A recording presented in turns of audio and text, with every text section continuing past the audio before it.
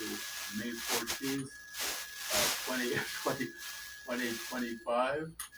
And Paul, would you please remind them on the tape where they can see my other lectures? Absolutely. So if you just go to YouTube and search for Chuck Liddell, Chuck, Liddell, and Avalon Library, the whole list of about 50 or 60 so far will show up. And they deal with a great variety of topics, from famous restaurants of the past to movie star experiences to stuff like Easter celebrations, on the hill in the island, and diving for coins and a whole bunch of stuff. So that's worth going. And Zane Grey will be today. So please. Now, get a hold of this, which is going to be a little confusing.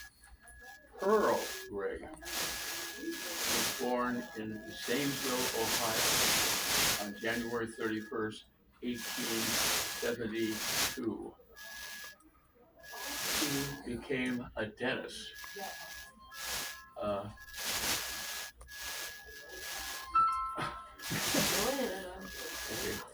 He became a dentist from 1896 to 1906. So the name Pearl was perfect for a dentist. But he wasn't happy being a dentist. He preferred baseball, fishing, and then eventually writing. So his wife said, "Why don't you stop being a dentist? And why don't you start writing?" So he did. He started writing in 1908. That was when he wrote his very first book. And he did such a phenomenal job that very quickly he was making over $100,000 a year. I would like to make $100,000 a year. But anyway, in those days, $100,000 a year was an awful lot of money. Well, he liked to write stories about fishing. The only fishing he had in Ohio was a trout and the freshwater fish. He wanted to write about the big fish. So his wife convinced him that we should move to California. So he moved to California in 1918. He then moved to Avalon in 1920. He built his home up on the hill in 1926. While he was here, he attended the Christian Science Church services, which eventually were up here in 1929. He was a member of the, oh, by the way, he had always been ridiculed by other kids because his name was Pearl.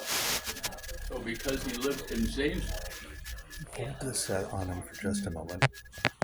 because he lived in Zanesville, Ohio, he changed his name to Zane. That's how he got his other name, Zane Grey.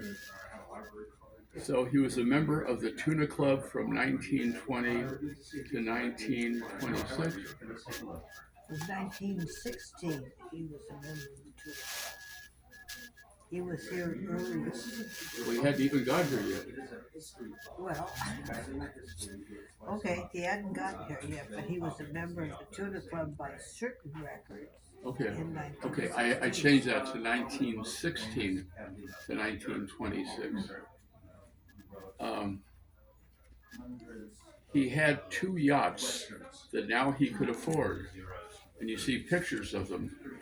You see the Fisherman that he owned in 1925, then the Fisherman 2 that he did, somewhere in the 30s. These were certainly big enough to take him anywhere in the world that he wanted to do fishing. Now, in 1926, a member of the club, Mrs.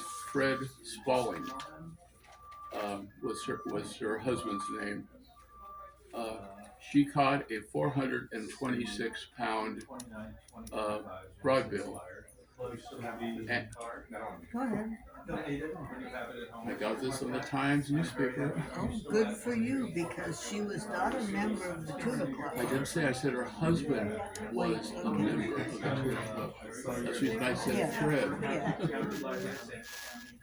Okay. Her husband was a member of the Tuna Club. And he said, there's no way that a woman, she only weighed about 100 pounds, that a woman could ever catch a bigger broadbill or swordfish than I can. So she accused him of cheating. So they had a committee put together to consider what was right, and they came to the conclusion she really did catch a larger broadbill than Zane Grey did. So at the meeting, they had a meeting after their conference. They said to Zane Grey, "You had better apologize to Mrs. Spaulding or resign." Well, guess what? He did both. He said, "I apologize to Mrs. Spaulding for saying that she didn't catch a bigger fish than I did, because she did. And at this very moment, I give up my membership to the Tuna Club." So he resigned. Now this worked out best for both of them, because not only did they get rid of what they thought was a very arrogant person, but it allowed him now to not have to go by the Tuna Club's rules.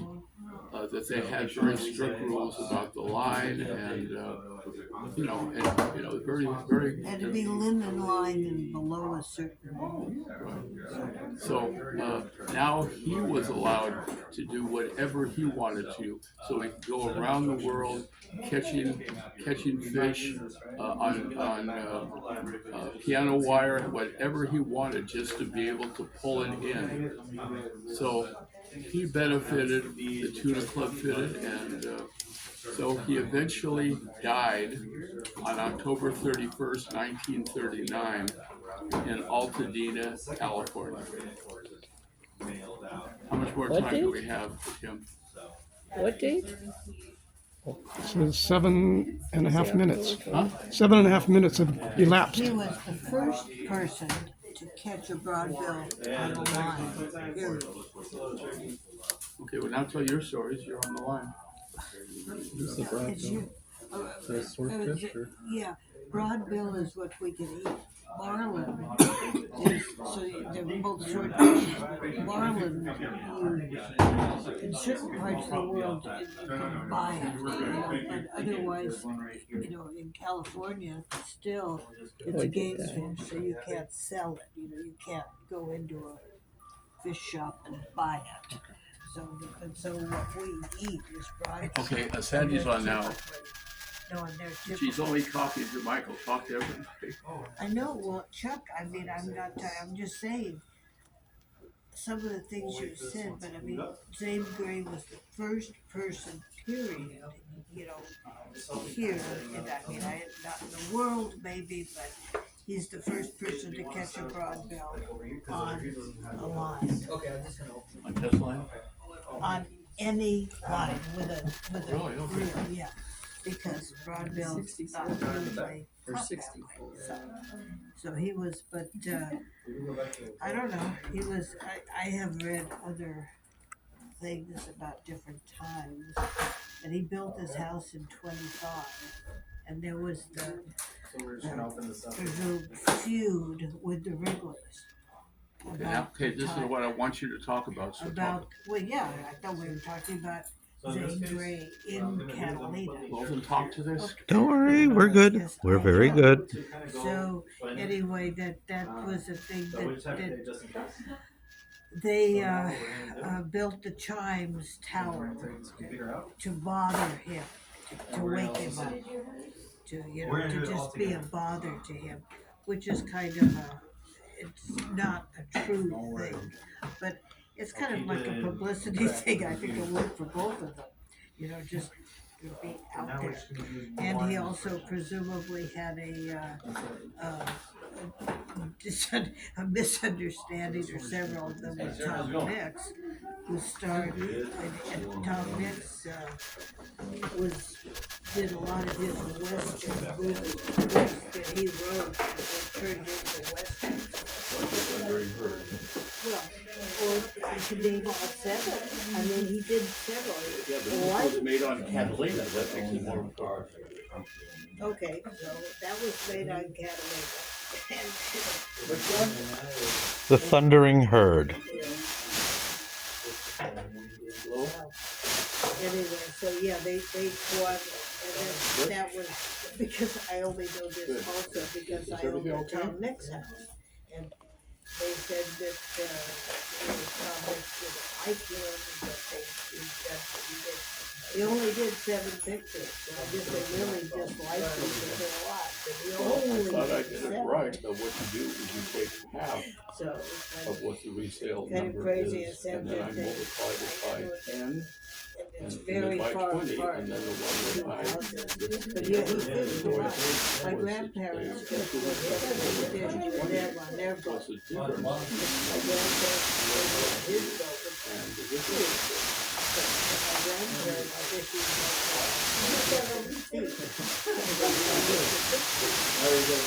I wasn't around there, it was before my time. But yeah, they used to fish a lot. And whereabouts was fishing done? Yeah, where did they fish? He fished, my grandparents only ever fished around here. I think Gray went to New Zealand and Yep. Australia. He fished, I mean, you can see how large the yacht is. And then he fished all over the world. So he saw a lot, so he this point right here. did a lot of fishing. And when you say fishing around here, do you mean in the channel or in the Channel Islands? Or? Yeah, and there's true, he fished before he actually moved here in like 1915 or 16. He was fishing off of San Clemente. So he was fishing around the Channel Islands. And that documentary, if you want to look it up, and Islopedia, ISLA. Yep, an indispensable resource. Please come and sit down right here. No, you're fine. Okay. I just wanted to get a number. So anyway, so he was fishing around here before he built his house, and he did fish around the area, but mostly the South 4 Channel Islands. So he fished a lot off of San Clemente as well as around. The library has a number of books about his fishing habits. So anybody who wants to come on in, we'll have them. We have them on the shelf. What did Zane Grey do here, like, normally, when he would come and hang out? When he would, like, live here? What did he do? He fished a lot, and he, funny enough, he gets a reputation of with the Wrigleys, the presumed feud that they wanted, because he caroused, he drank a lot, and he was up all night. That was his son Romer.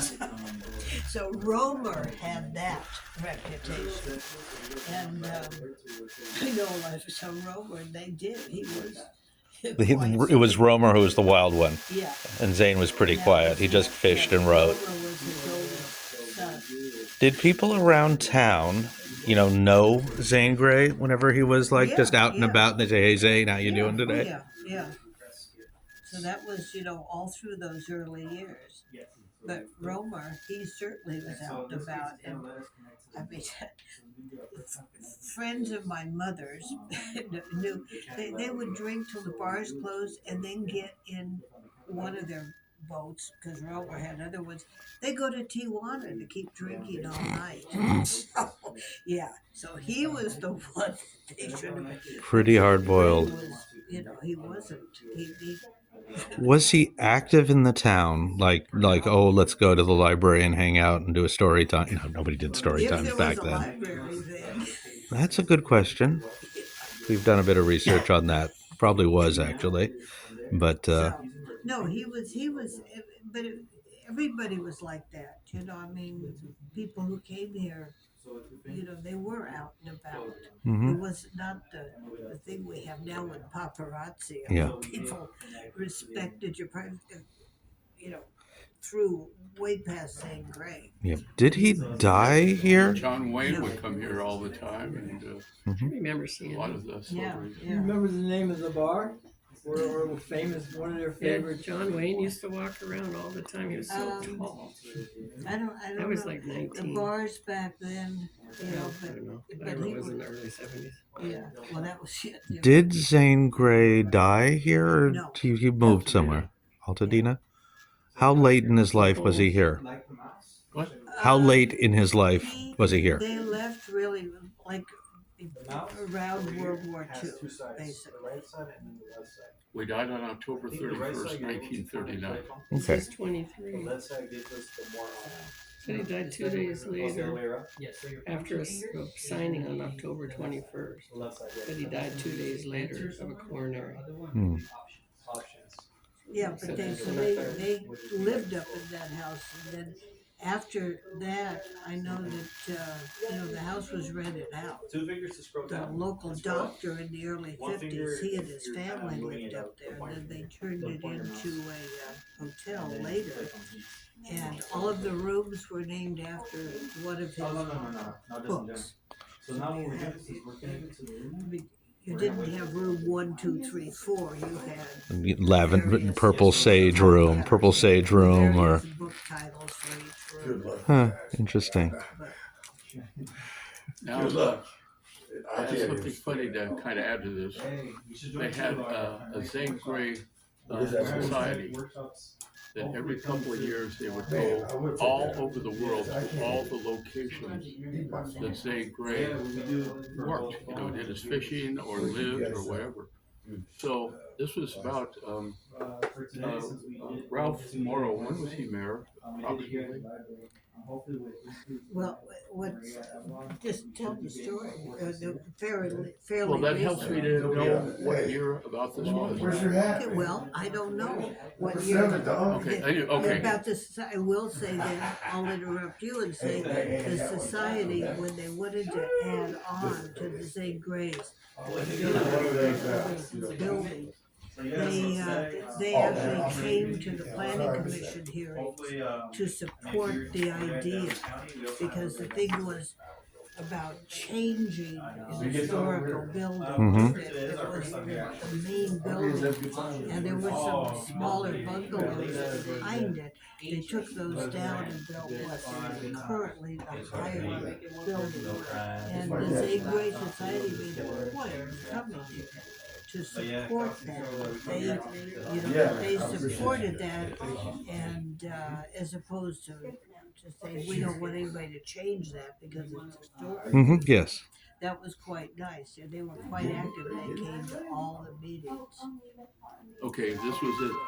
Ralph Morrow was mayor starting in 1994.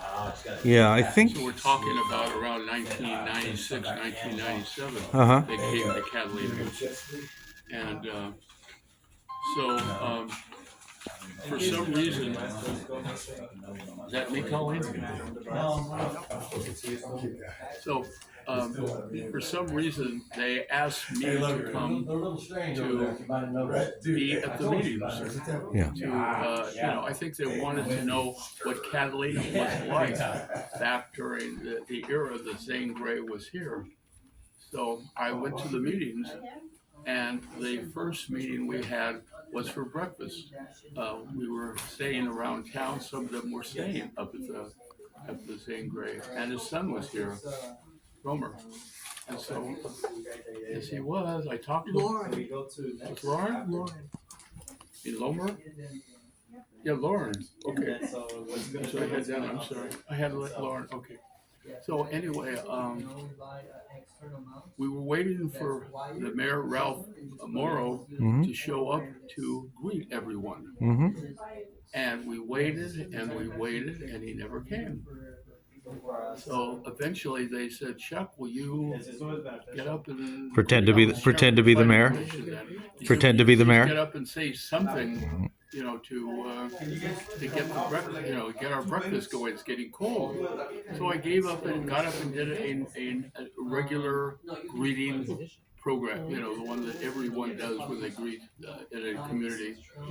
So we were eating breakfast, and then we broke up for meetings, and then we came back for lunch. So as we were ready to begin eating lunch, here shows up Mayor Merrill. For lunch. And Morrow, and he stood up and he gave almost exactly the same greeting that I gave, almost word for word. And they looked at me, and as some of them started to whisper, they said, "Is he crazy?" I said, "Well, I don't know." And so one of them raised her hand and said, "You were supposed to be here for breakfast. Chuck already gave the same talk to us at breakfast. And I understand Chuck wants to run against you in the next mayoral election." I never said anything about that, but they were just doing that to kind of prod him. Now, this is what Ralph Morrow said. He said, "Oh, that's wonderful. I will be Chuck's campaign manager when he runs against me." And then he left. And everyone said, "He is crazy." He is An crazy. interesting anecdote. Not necessarily sure how that keys into Zane Grey. What? Not sure how that keys into Zane Grey, however. Did you ever run for mayor? Well, it was the Zane Grey Society. Yeah. Okay. And then So, yeah, please. as he corrected me, and I appreciate that, Lauren Gray was here Okay. at the society. And I asked him about this thing about the chimes tower. Whether there was a feud. Yeah. Okay. And he said, no. He said, "My father loved the sound of the chimes." So that pretty well, double confirmed that. The other thing that makes it seem a little strange that there's supposed to be drinking. I don't know if she already told you when I was on the phone. Drinking partners is William Wrigley Jr. normally came out for the Chicago Cubs. Baseball season, which was February and March. Zane Grey, on the other hand, would normally come out during the summer to do his fishing. To fish. So I'm not saying they never got together, but it wasn't as intimate as. Did Zane Grey mingle with townspeople? Would he have known that unusual mayor, for example? Though that's a different generation, really, isn't it? No, he would have, yeah. It was smaller because he was here earlier. So the mayor would say, "Hey, Zane," and Everybody was kind of like that, I gather. No, I'm not that old. No. Maybe I know, this one here. but you're one of the scholars. All right. But he, he was out and about among people, like I said, he kind of. Did he do his writing here? Or did he have a different place to do his writing? He had a place in Arizona at Bungalon Ridge. Right. And he did a lot of his. Because I think as a writer of westerns, you want to be more in a western environment. Well, he wrote a lot earlier than he came here and started, but he did do some fishing. How did he decide to settle here? I don't know exactly, but I mean, he fished, and we're the only island that really had some place to be. And then he built his house, which I've heard was in 1925, 1926, so I don't know. All right. I'm going to stop taping. It's about the limit of my phone. Thank you. Much appreciated.